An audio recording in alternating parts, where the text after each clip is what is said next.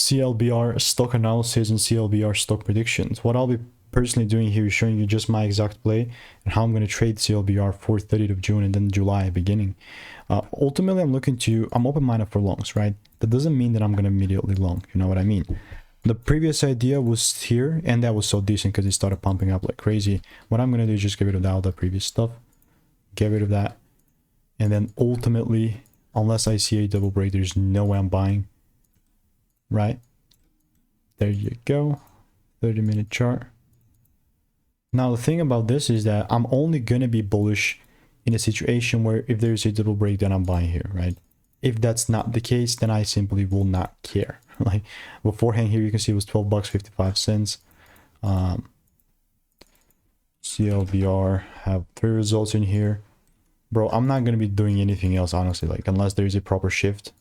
So if you want to learn how making 5-10K per month and one shortcut your learnings for 5 years to like an hour, 1 hour, get the risk-free opportunity first thing below. It expires soon as like 1,200 people have tried it.